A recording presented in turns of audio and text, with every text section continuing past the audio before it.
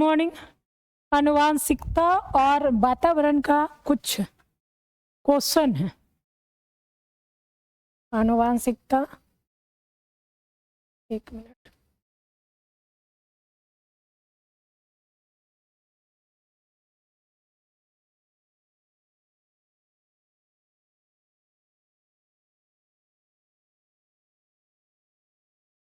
ये one liner question तो आपको समझ में आ जाता होगा, ठीक भी लग जाता होगा, ये बहुत आसान लगता होगा। सबसे सीडीपी का आसान चैप्टर है आनुवांशिकता एवं वातावरण।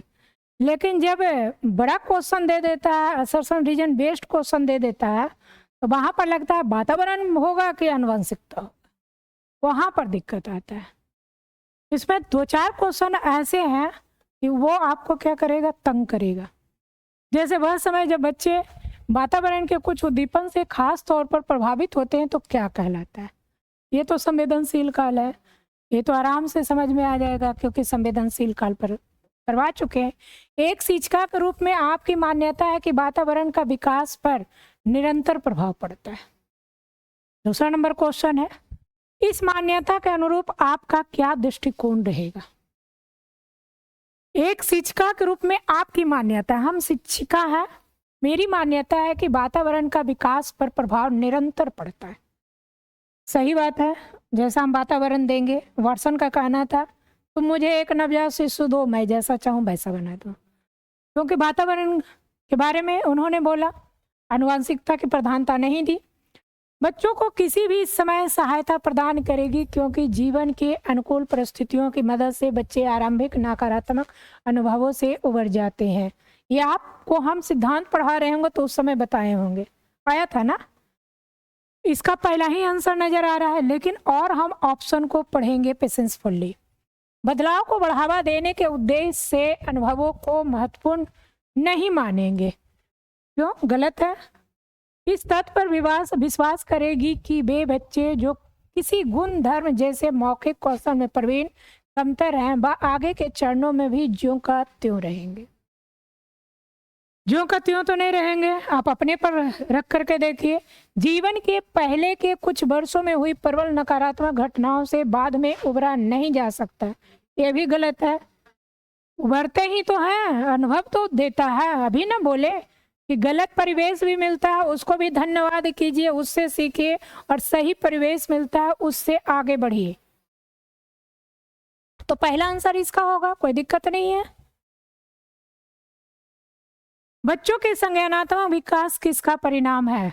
अब कॉग्निटिव डेवलपमेंट, विकास के 3 क्षेत्र होते हैं। कौन कौन से क्षेत्र होते हैं।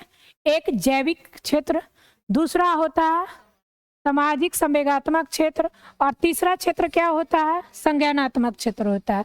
अब ये संज्ञानात्मक विकास की बात बोली जा रही है, तो इसमें किसका प्रभाव पड़ेगा, आनुवांशिकता और वातावरण दोनों का प्रभाव पड़ेगा। चलिए, जब से सुनीता ने चलना शुरू किया था, वह जब भी संगीत सुनती थी नृत्य करना शुरू कर देती थी। क्योंकि चलना शुरू किया, संगीत सुनती थी, थिरकना शुरू कर देती थी। जब वह नृत्य करती, उसके माता पिता ताली बजाते। वो क्या कर रहे हैं, रेनफोर्समेंट दे रहे हैं। और टीवी कार्यक्रम में नृत्य कर रहे बच्चों की नकल करने के लिए क्या कहते सुनीता ने बहुत जल्दी ही नृत्य अच्छी तरह से करना सीख लिया। अब इस बात को समझिए, ये विकास, आनुवंशिकता, परिवेश दोनों का अंतःक्रिया का परिणाम है कि अनिरंतर होगा, निरंतर है। विकास पूर्ण रूप से अप्रत्याशित होगा, प्रत्याशित है। विकास पूर्ण रूप से आनुवंशिकता निर्धारित होगा, नहीं। तो ये क्या हो जाएगा, पहला ऑप्शन हो जाएगा, कोई दिक्कत नहीं है। इनमें से कौन सा पूर्णतः आनुवंशिकी द्वारा पूर्व निर्धारित होता है, आंखों का रंग। तो ये सब तो याद है, जैविक संरचना, जैविक संगठन, शारीरिक दिखावट, शारीरिक संगठन, ये सब क्या है, आनुवंशिकता। वातावरण एवं आनुवंशिक कारकों को परस्पर क्रिया किसके लिए जिम्मेदार है। अब किसके लिए है, शारीरिक, सामाजिक और संज्ञानात्मक। सही बात है।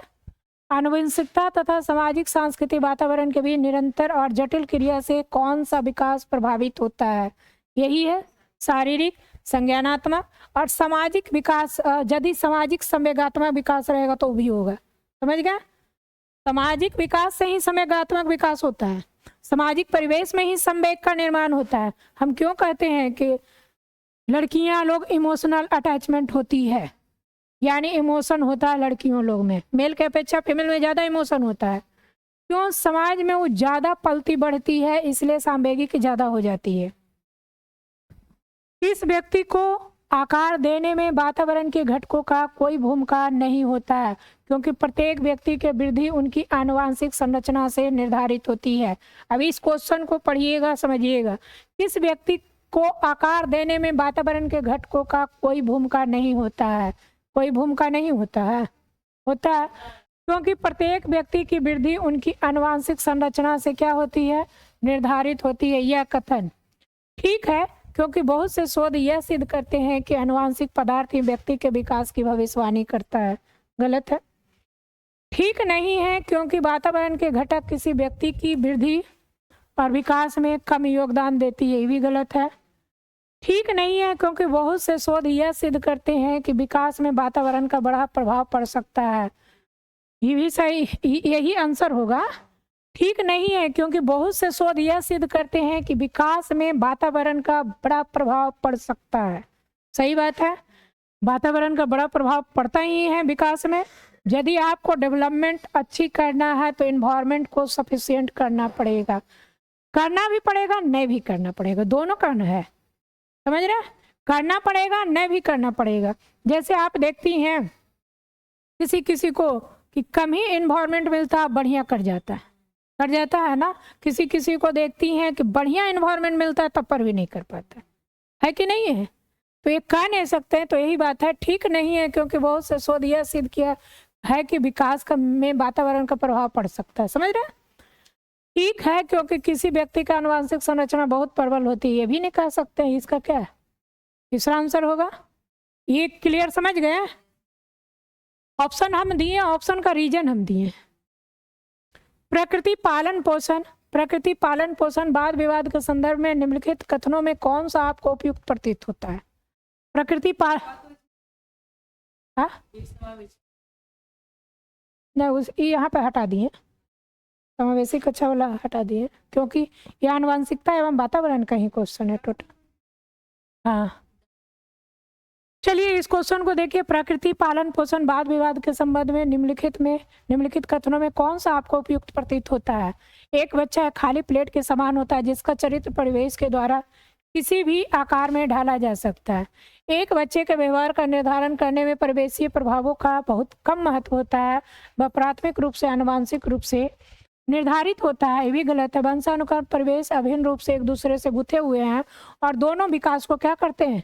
प्रभावित करते हैं। बच्चे आनुवांशिक रूप से उस तरफ प्रवृत्त होते हैं जिस तरफ होना चाहिए। इससे कोई फर्क नहीं पड़ता है कि वे किस प्रकार के परिवेश पल बढ़ रहे हैं। तीसरा हो जाएगा।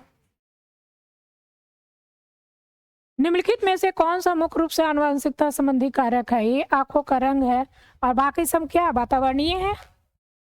आनुवांशिकता को सामाजिक संरचना माना जाता है। यही क्वेश्चन हम आपको करवाए हुए हैं। आनुवांशिकता को सामाजिक संरचना क्या है? स्थिर सामाजिक संरचना माना जाता है। यदि यहाँ पर जैविक संरचना रहता तो गत्यात्मक रहता है। समझ रहे हैं बात को? तो इस तरह से आपके क्वेश्चन पूरे यही है और इतना से ही इधर उधर करके क्वेश्चन आएगा। जब इस तरह का ये क्वेश्चन कैसे पता लगेगा? एक क्वेश्चन में आनुवांशिकता और वातावरण रहेगा तो आपको समझ में आएगा कि ये आंसर होगा। और यदि आनुवांशिकता वातावरण से ही संबंधित आ रहा है तथ्य, ऑप्शन आ रहा है और क्वेश्चन कुछ और पूछ रहा है, तो थोड़ा पेशेंसफुली लॉन्ग ब्रेथिंग लेकर के थोड़ा पेशेंसफुली क्वेश्चन को पढ़ें और समझें और आंसर लगाएं। यदि आप लॉन्ग ब्रेथिंग करती हैं तो ब्रेन को ऑक्सीजन मिलता है और आप अच्छी तरह से क्वेश्चन को डील कर लीजिएगा। धन्यवाद।